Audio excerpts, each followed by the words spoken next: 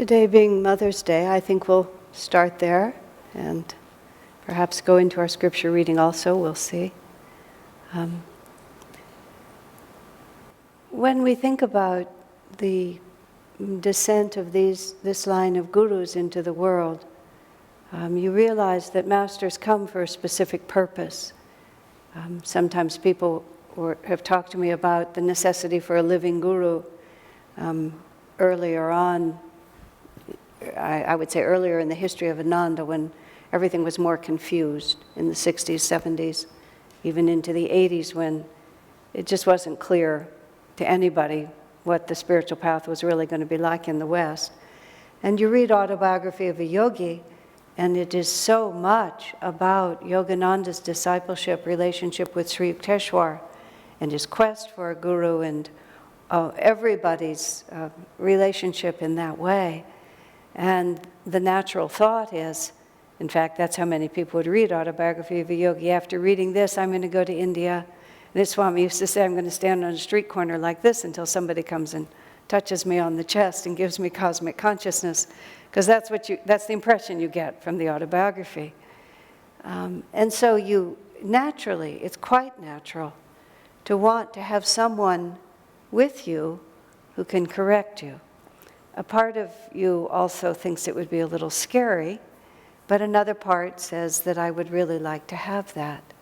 So you come into a situation such as the one that we're in, where all of the masters have already passed from this world, or even in the early years of Ananda. It's just, the thought was, I need somebody who's there to talk to me. Well, naturally, it's a natural thought, but I reasoned it out at different times in very interesting ways. One was, the first and most obvious is, if that's what I really needed, God would give it to me. But the second is, when you have an avatar, a fully self-realized master, he only comes into the world, excuse me, I'm going to sneeze.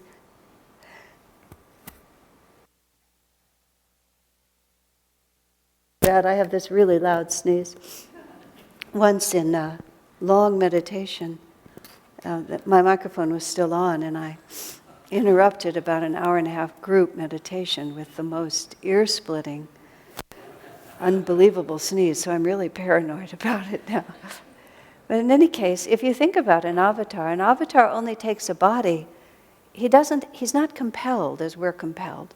The picture I always have in the astral world is we're there, everything is fine, but if you have desires that can only be fulfilled on a material plane, you have to come back into a material body to do it. Maybe certain specific relationships you wanted to act out, the desire to smoke or to drink. Apparently you can't do that in the astral world. Apple pie, pizza, just various things like this. And so we're just hanging out in the astral world, but then a restlessness begins to set in. I mean, all of us experience it on this plane. We've had this. We're going to spend a quiet evening at home, but we feel a little restless. We're feeling really content with our lives, but then we feel a little lonely. We're really feeling positive about our careers, but then we feel a little anxious about something. Something takes our equanimity and disturbs it. And in the astral world, what happens, as I understand it, is your astral karma begins to run out, and various unfulfilled desires within you, or just unresolved issues. It's not only things that we want, regret and disappointment, a lack of fulfillment. It's all of it's there, and it makes us restless.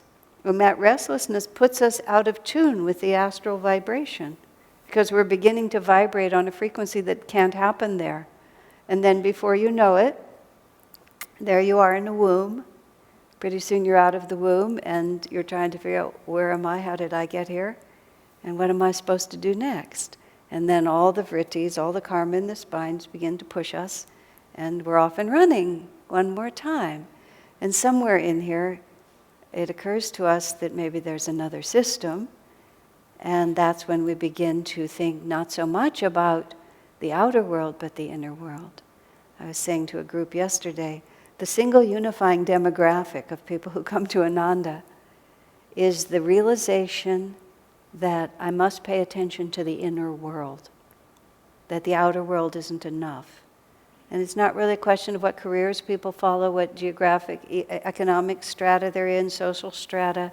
Whatever it is, that somewhere it has crossed our minds that I have to pay attention to the inner world.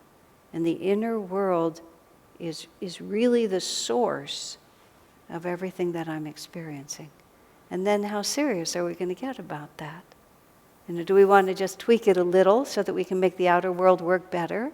There's a lot of semi-spiritual things that are really just based on organizing your inner self so that you can conquer the outer world even better. But even that, after a time, it's a step in the right direction because at least we're pulling energy from the true source. But ultimately, we have to understand that really the inner world is the only reality. Because whatever is going on out there, all we ever experience is our capacity to experience it. And then we also discover that our inner restlessness is causing all kinds of dissonance. You know, somebody says something that is more or less innocent or not intended as we hear it, and then all of a sudden there's something inside of us that responds to that. Well, I was going back from the point of view of the avatar. The avatar has no inner restlessness. He has no vrittis, he has no karma. There's nothing unresolved. Complete contentment in himself. And the only thing that ever draws that spirit into manifestation is us. Really us. Our restlessness. But now our restless desire to find peace and the deep and profound longing we have to learn and to know. So the number of times that you or I have to take a physical body is quite a few more times than a true guru has to take a body. Very interesting in the readings of Edgar Cayce. I don't hear as much about Edgar Cayce now, but he was quite a remarkable savant, seer. He would go into a trance state and then give these readings for people and brought across a huge amount of fascinating information. And he would do life readings for people. And a surprising number of times he would say to someone, he was operated in the 40s and the 50s, and maybe into the 60s, I'm not quite sure, 1960s, I'm not sure when he died. But a surprising number of times someone would be sitting in front of him, and he would say to that person, "You were on the streets of Jerusalem, and Jesus walked by. You were blessed by Jesus. You were there at a certain place when he was there. And everything that you have been doing since then has been to integrate that one experience." I mean, you think of 2,000 years of all the different lifetimes that you have, but all of it was the presence of the Master just turned something. And then for lifetimes and lifetimes after that, you're trying to figure out how to align yourself with that unique energy. There's a saying in India, one moment in the company of a saint will be your raft over the ocean of delusion. And that's a remarkable statement. That's the concept of darshan. Darshan is getting the light of a great master. So the masters come, especially this particular line of gurus who always seem to have some massive redirecting of the planet.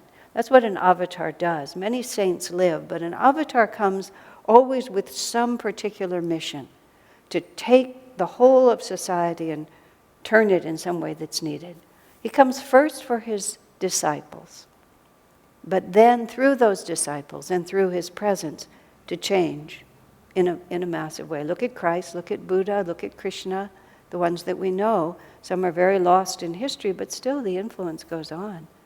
So in our particular time and place, this particular line of gurus had a few very specific new directions to introduce. And because it's so early in the cycle, Jesus was essentially obscure for almost 300 years after his passing. And no one who was just looking at life in a worldly way would have ever even imagined that that one rabbi crucified all those years before would still be reverenced and revered and remembered. Because the way that the force of these masters work, it's the same way they work within us, which is our transformation. True transformation is not quick because it's not superficial. It's very easy to wind yourself up tense enough to sort of turn yourself in a new direction, but to actually erase the karma, to actually erase the vrittis, to actually bring yourself to the point where it's not just a question of, I'm going to hold myself back from doing that, even though I want to get to the point where the thought doesn't even arise. I mean, that's what freedom really is when the thought doesn't even arise. It just doesn't occur to you to respond in an unkind way. It doesn't occur to you to carry a grudge. It doesn't occur to you to be afraid. And it's not, as I say, restraining it. It just doesn't come. And in order for the vritti to be really erased, it has to be replaced with a completely new perception. Just something completely different. In our Gita commentary today, that's what we're saying. It's not just a question of doing the right thing and making yourself look right. It's actually within yourself understanding what I'm doing and why. It's very interesting when I look back over the many years of Swami Kriyananda's teaching, how much of his teaching, I mean, he talked about meditation and he talked about Kriya. But what he mostly talked about was the right attitude to have toward life. And when he talked about Master, he said that's what Master mostly taught. Because if you have the right attitude toward life, you will gradually learn everything else. But if you don't have the right attitude toward life, even as Swami said, if you meditate many long hours every day, but your idea is getting power for yourself or making yourself strong or some harsh, conquering attitude toward life without a corresponding expansion of sympathy and compassion and surrender to the power of God, you won't get what you think you're going to try to get. You will get a certain amount of power, but then it's going to just have to be undone later on. And so Master brought many different thoughts, but one of the most central to it is this very simple idea of God as Mother. And the worship of Divine Mother, he starts his autobiography just right from the very beginning. He talks about his devotion to Mother Kali and how to Divine Mother, and how he made images of Divine Mother and worshipped her. And he talks about his own human mother and what a profound and everlasting effect she had on him, and how bereft he was when his own mother died. And he himself, all through his life, he would always talk about God in that way. And in the West, where he came to give his message, our image of God is Father. And there's a rebellion against that among female persons. But God the Father also exists, because everything in creation is dual, and there is the wisdom aspect of the divine, and the masculine force is a powerful force, and the feminine force. But from the point of view of the devotee, and this is what Master came to bring us. Master came to bring us an intimate relationship with God. That's why he called it SelfRealization. It's about myself and what I understand. This is why he brought Kriya Yoga, which is an entirely personal practice. Once you learn Kriya Yoga, you have to learn it from someone who is qualified to teach it, and so it's not just passed out on the sidewalk. You have to qualify, but it's easy to qualify. But once you qualify, it's your practice. And it's your private experience. There's no necessary ritual, there's no priest. My friend in India who one of the early friends I had when we first started going, he was our tour guide for the groups we would take over. He bought an apartment, and then he couldn't move into it for 5 months because the priest determined the auspicious day was 5 months after the apartment was finished.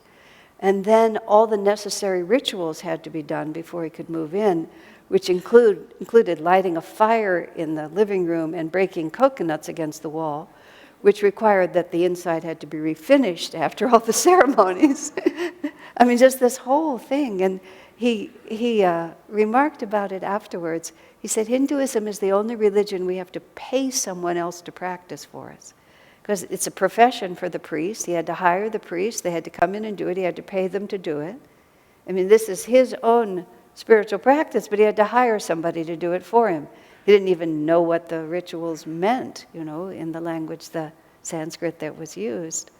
But it's a funny way when you think about it, because how could our relationship with God be dependent on someone else's training?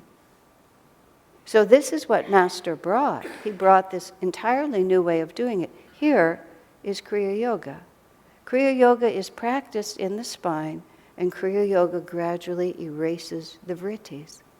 And what happens when you erase the vrittis is that our entire perception of reality begins to shift. And we begin to see ourselves, the world around us, everyone in it, everything we do, from a completely different and a more true perspective. We see ourselves as part of all that is. And nobody can do that for you, and nobody can take that away from you when you have it. A couple of weeks ago, I was speaking here of our friend Jai Ram, who's been incarcerated for 30 years in prison. And because of the intensity of his desire, he has attracted to him Kriya initiation in prison. Personally, Kriya Acharya is coming in on 2 different occasions and giving him Kriya and then giving him higher initiations. And in the midst of the most chaotic, uncongenial circumstances you can imagine, no one can take away from him his relationship to God. So that's the first part of what Master brought us, which is he put spiritual responsibility in the place, the only place it can ever actually exist, which is in our own hands. No one can make us love God. We have to decide whether we're going to love him. And no one can save us from our own delusions unless we ourselves want to be saved. But the other side of that is, to whom are we relating? And how much courage do we have in that? What does God mean?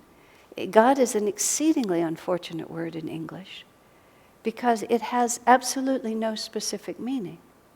And many, many people who are atheist or agnostic are so with very, very good reason, because the only explanation of God that's ever been given to them is so profoundly unattractive, or so illogical, or so just, narrow, no thinking person would want it. But that doesn't mean that that's what God is. That just means how people define it. The word that Swamiji used, Master used, is Satchidananda. The obstacle with that is it's a language that most of us don't know. Sanskrit, it means ever existing, ever conscious, ever newly experienced joy. Now think about that from the point of view of what do I want in my life? I don't want to be snuffed out. We have this terrible fear of it all being taken away from us, don't we? Just becoming nothing. I remember a young friend of mine, when he was young, when he was a child, he just had this terrible fear of dying. And his parents would try to tell him, you're 6 years old. You're not going to die soon. Yes, but I will. And a very metaphysical way of thinking, because he felt he didn't want to be obliterated. That's how he understood it, ever existing. And then what's the good of existing if we're not aware of our existence? And what's the good of being aware of our existence if it's miserable? Ever existing, ever aware, ever conscious, ever new joy. Now, that's something, who could not desire that? We might not believe it's possible, but certainly it's something worth aspiring to, isn't it? But then we still have our human hearts. And the trouble with our human hearts is they're so corrupted by those nasty little vrittis.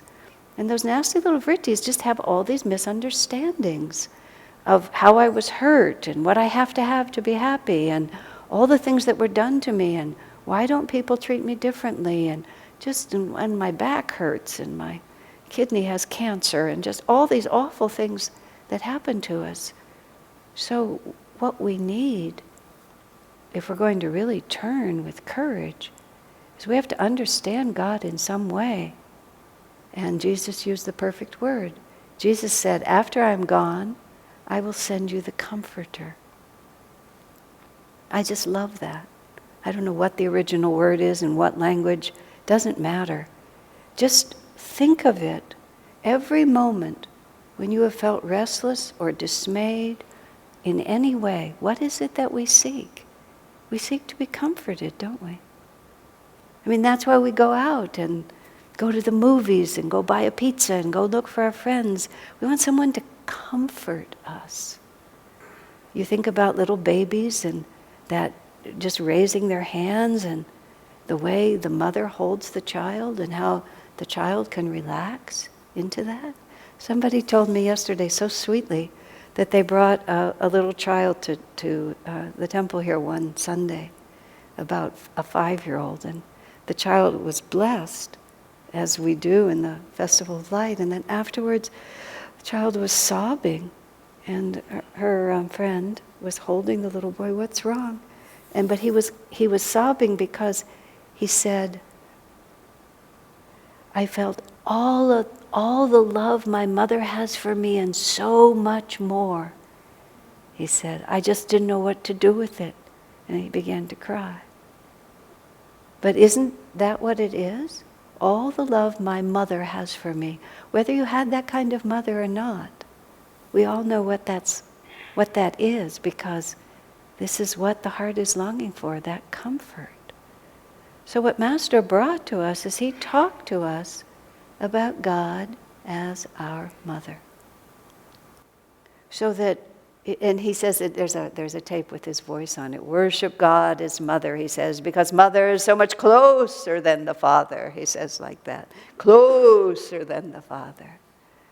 Because mother is so much closer than the father. When we think our human life is just a little imitation, it's just given us there so that we'll get a shadow form of what reality really is. But even in shadow form, think of the comfort of the mother. There's a picture of Swami Kriyananda. It's one of my favorites. He had a particularly close connection to his mother, Gertrude Walters. And she was a very dignified, very refined lady.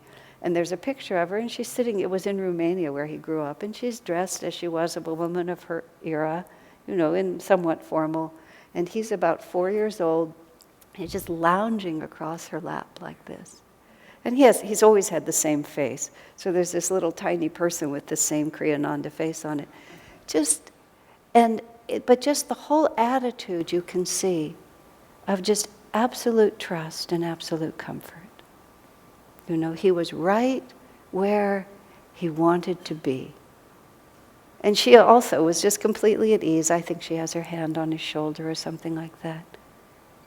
And that's what we need to work with in our own hearts, in the privacy of our own meditations, which is the only place that we can really experience God. You come here to remind you, to renew your enthusiasm, to give you something else to contemplate. But in the end, it doesn't happen in this room, it happens in our hearts. And above all, what we must learn is to be absolutely unafraid of God. And absolutely confident, without a shred of doubt, that if we turn toward God, we will always be comforted. And any part of you that thinks differently is one of those nasty little vrittis trying to keep you away from where you really belong. And this was Master's message. Look within yourself.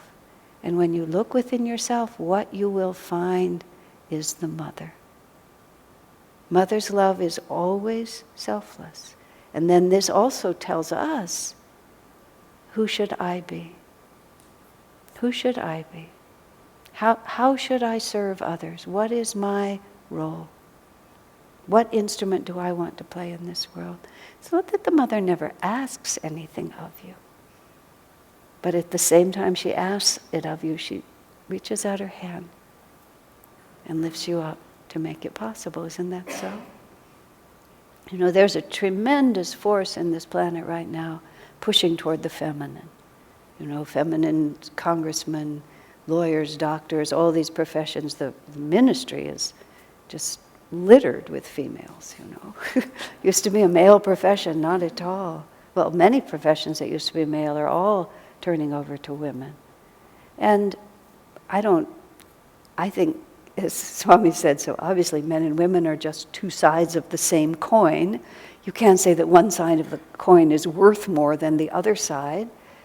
But what's being said is, we're longing for the mother.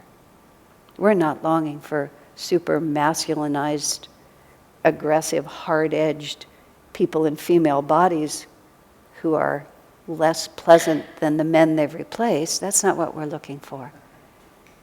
But what we're longing for is the mother. Find that in your own heart. Then be that to the world. That's what God is asking of us now.